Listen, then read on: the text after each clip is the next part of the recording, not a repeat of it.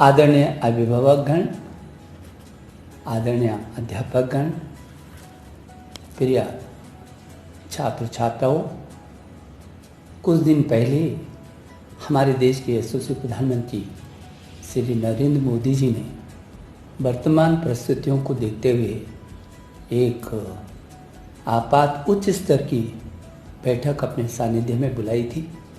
और उस उच्च स्तरीय बैठक में जिसमें तमाम हमारे कैबिनेट के सहयोगी सहित सभी अधिकारी वर्ग, शिक्षा विभाग और विभिन्न दिशाओं से जुड़े सभी लोग उपस्थित थे। और मैं आभारी हूँ अपने प्रधानमंत्री जी का, जो लगातार हमारे विद्यार्थियों की चिंता करते हैं, हमको अपना मार्गदर्शन लगातार देते हैं। उन्हीं के निर्देश पर एक बहुत ही उच्च स्तरीय बैठक आज हमारे देश के यशस्वी रक्षा मंत्री श्री राजनाथ सिंह जी की अध्यक्षता में हुई, और जिसमें मेरे साथ केंद्र के दो सहयोगी कैबिनेट मंत्री स्मृति ईरानी जी और श्री प्रकाश जावड़ेकर जी सहित मेरे सहयोगी मंत्री संजय धोत्रे जी भी थे। और देश के कई राज्यों के मुख्यमंत्री, कई राज्यों के उप मुख्यमंत्री और सभी राज्यों के शिक्षा मंत्रीगण और दुनिया की सबसे बड़ी शिक्षा प्रणाली तंत्र के सभी सचिव और अधिकारी वर्ग पूरे देश के आज एकजुट थे अपनी छात्रों के सुरक्षा और भविष्य को लेकर। मुझे सबसे पहले तो इन सब का धन्यवाद देना है, जो सारे शिक्षा व्यवस्था के लिए छात्रों की सुरक्षा और छात्रों के भविष्य की चिंता की दृष्टि से केंद्र के साथ एकजुट होकर के और आज खड़े दिखाई दिए हैं। मैं उन सब के प्रति बहुत आभारी हूँ। बहुत सार्थक चर्चा आज रही है, बहुत महत्वपूर्ण सुझाव सभी राज्यों से आए हैं।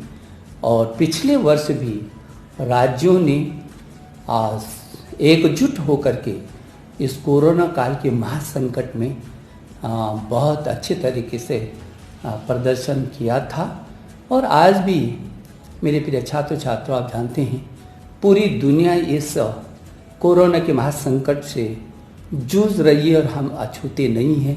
ये चुनौती हमारे सामने है और मुझे इस बात का भी गौरव महसूस होता है कि हमारे अध्यापकगण ने फ्रंट लाइन पर आकर के जिस तरीके से पूरे वर्ष में मेरे छात्रों को ऐसा महसूस नहीं होने दिया और साथ में नहीं जाने दिया, ऑनलाइन एजुकेशन यथासंभव वहाँ तक पहुँचे हैं जहाँ तक पहुँच सकते थे और पहुँच रहे हैं। जो थोड़ा बहुत कमी है उसको भी दूर कर रहे हैं। शायद ये दुनिया का पहला ऐसा उदाहरण होगा जब 25-30 करोड़ छात्रों को ऑनलाइन पर और घरों को ही स्कूल में तब्दील कर दिया गया होगा। अभिभावकों में आपका अभिनंदन करता हूँ। आपने और अध्यापकों ने मिल करके छात्रों को इस ऐसे वक्त पर बहुत संभालने की कोशिश की है और छात्रों ने भी जो साहस दिखाया है, उत्साह दिखाया है, इसके लिए भी मैं उनका अभिनंदन करना चाहता हूँ, मैं शुभकामना देना चाहता हूँ। मेरे प्रिय छात्र छात्राओं, जो आज बैठक हुई है उसमें कुछ राज्यों ने कुछ समय मांगा है और सुझाव देने के लिए, और उनको कहा गया है कि 25 मई तक वो अपने सुझाव दे देंगे ताकि जल्दी से जल्दी हम इस अनिश्चितता को दूर कर सकेंगे। मुझे याद आता है कि जब हमने आपकी सीबीएसई बोर्ड की इंटर की परीक्षाओं को स्थगित किया था, तब हमने आपसे कहा था कि हम 1 जून तक इन परिस्थितियों का आंकलन करेंगे।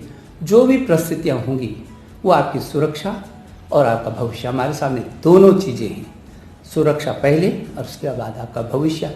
इन दोनों को देख करके हम फिर 1 जून को आगे का आपको अवगत कराएंगे जो भी परिस्थितियाँ होंगी। हमने ये भी कहा था कि जब भी हम इस बात की घोषणा करेंगे तो कम से कम 15 दिन हम आपको देंगे ताकि आपके मन में अचानक न हो कि कब तिथियों की घोषणा हो और का फिर जो है आप संभलें। तो मैं ये समझता हूँ कि ये 25 मई तक सभी राज्यों के जो राज्य, कुछ ही राज्य हैं जिन्होंने कहा है कि हमको थोड़ा सा और भी मौका दीजिए। हालांकि उनका भी सकारात्मक रूप था, लेकिन और क्या क्या सुझाव हो सकते हैं उनके लिए, वो 25 मई तक उन राज्यों के सुझाव भी आ जाएंगे। और मैंने कहा है, अपने अभिभावकों से भी कहा है, आपसे भी कहा है, अध्यापक कर्ण से भी कहा है, यदि आपके भी कोई सुझाव होंगे तो मेरे ट्विटर पर आप अपने सीधे सीधे सुझाव भेज सकते हैं। मुझे भरोसा है कि जो हमने आपको कहा है कि 1 जून से पहले और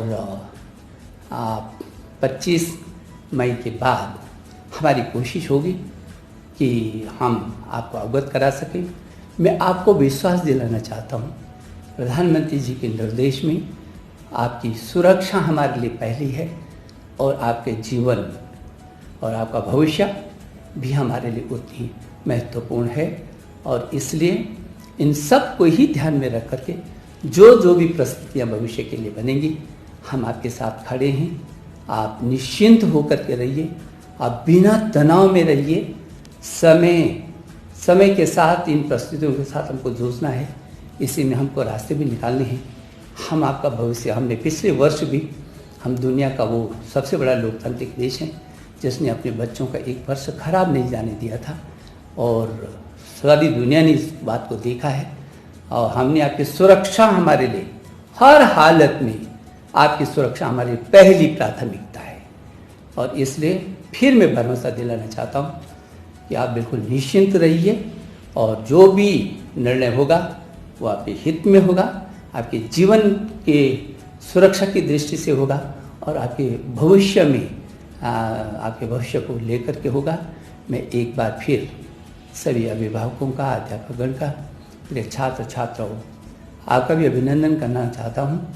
और आज मैं विशेष करके अपने देश के रक्षा मंत्री जी, जो केंद्र में कई बार विभिन्न मंत्रालयों का जिन्होंने जिम्मेदारी संभाली है, और जो उत्तर प्रदेश में याद आता है क्योंकि मैं उत्तर प्रदेश में भी मंत्री रहा हूँ, वो ऐसे ऐतिहासिक शिक्षा मंत्री भी रहे, मुख्यमंत्री तो थे ही। आज उनके सानिध्य में पूरे देश का शिक्षा तंत्र ने पूरा बहुत देर तक विचार विमर्श किया है, बहुत सार्थक, बहुत ही सार्थक। पूरा देश के शिक्षा सभी राज्य एकजुट है। मुझे इस बात को लेकर के प्रसन्नता होती है, और मैं वो सभी राज्यों को धन्यवाद भी देना चाहता हूँ।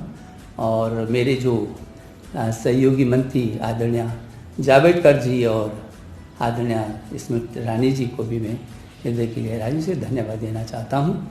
मैं एक बार आपको शुभकामना देता हूँ। बहुत बहुत धन्यवाद।